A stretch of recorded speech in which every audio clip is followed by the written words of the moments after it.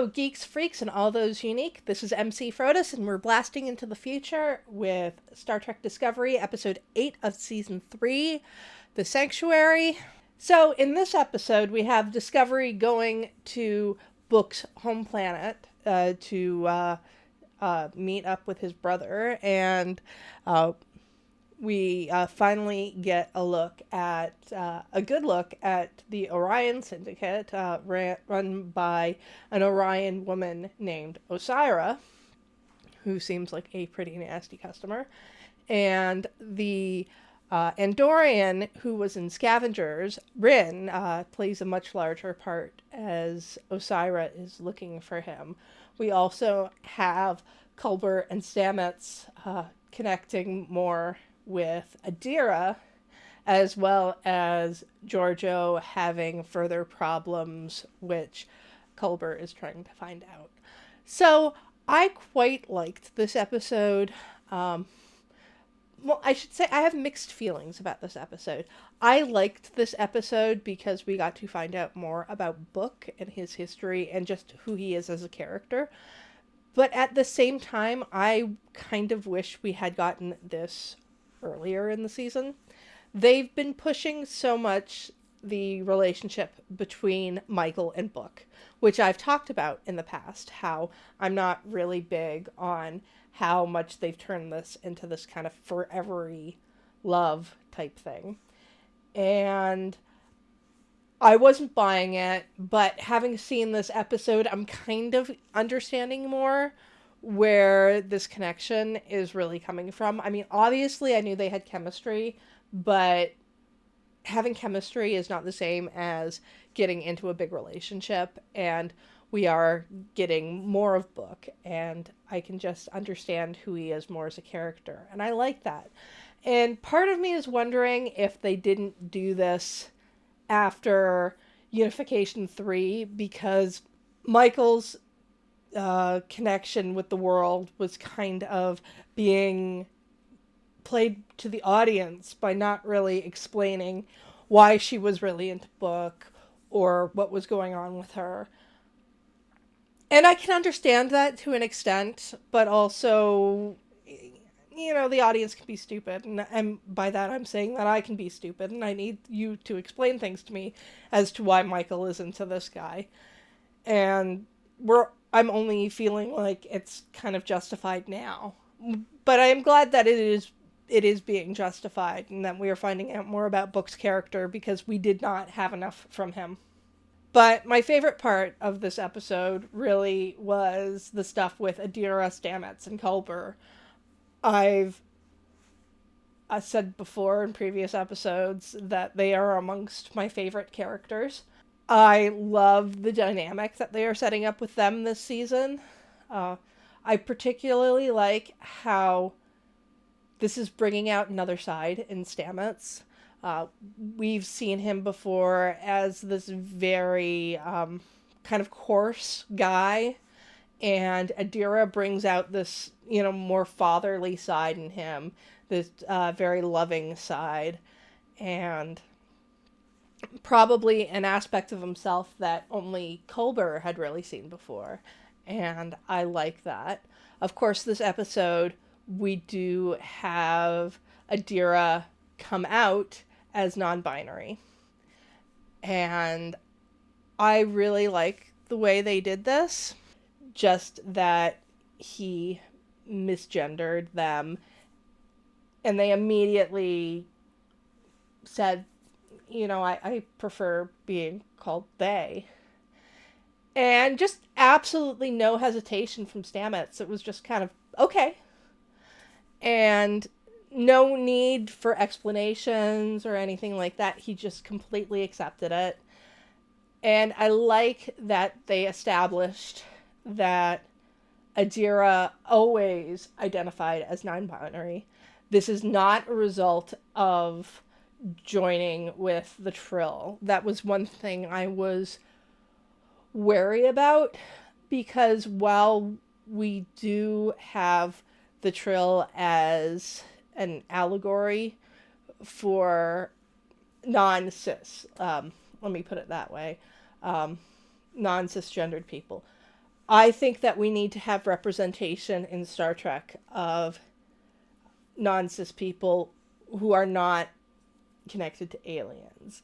And while Adira does have a trill inside them, that their non-binariness is just not connected to that is I like that.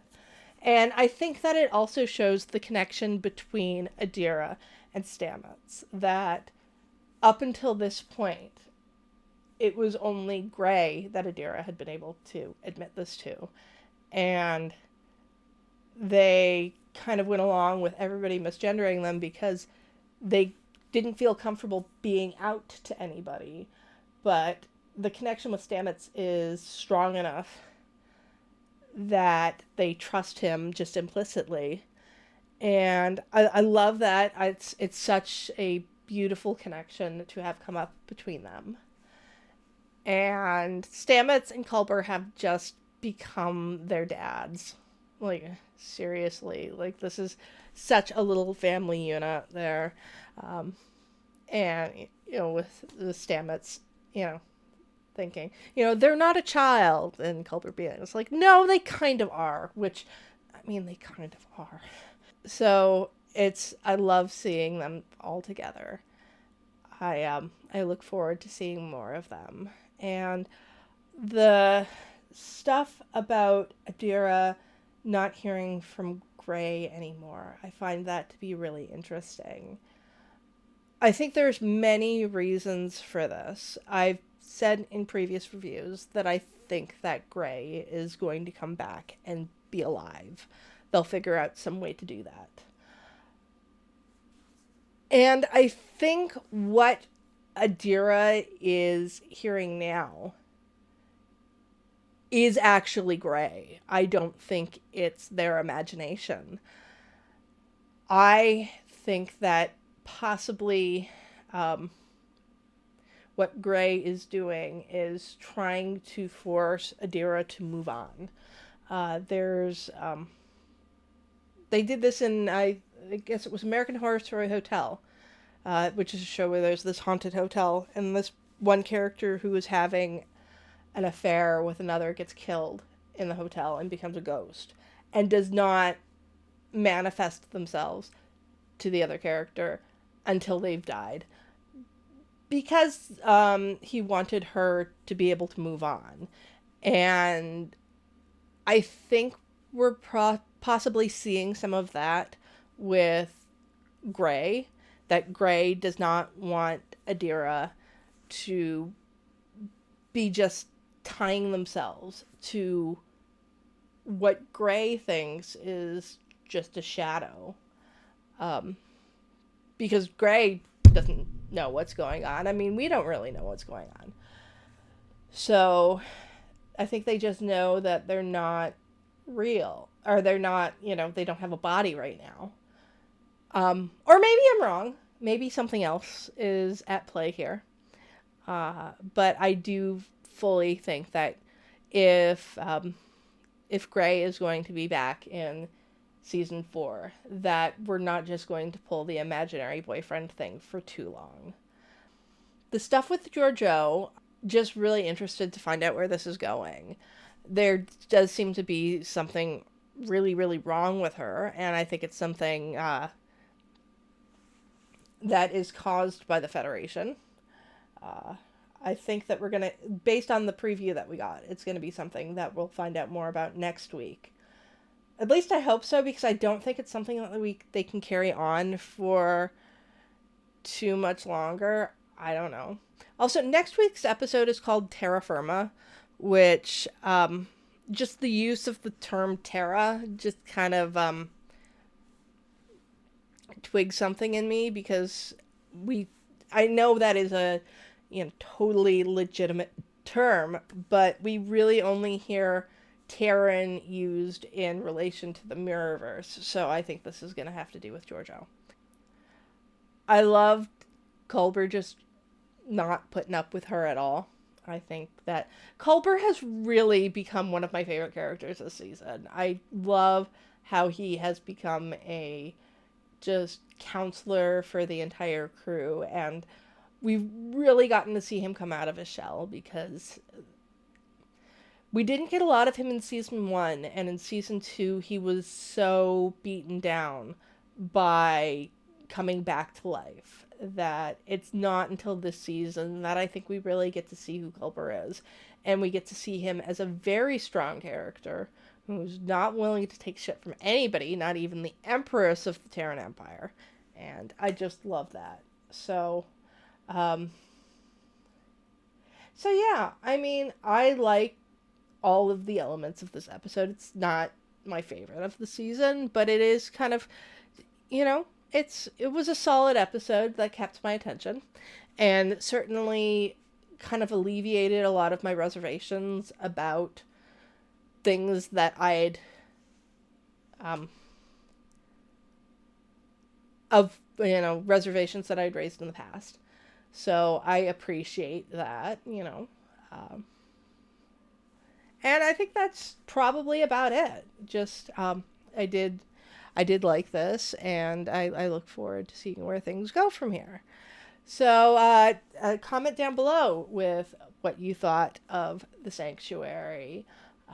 If you like this video, you can subscribe to my channel. You can also support me over on Patreon, where you'll get early access to videos, as well as be able to participate in polls and other exclusive things. You can also go to my TeePublic or Redbubble to buy t-shirts of my designs. I'm not wearing one of my designs today because I just got one of the Disco shirts and I was just really excited about wearing it, so I had to do that. But I do have a lot of fun stuff over on TeePublic and Redbubble. And until next time, live long and may the force be with you.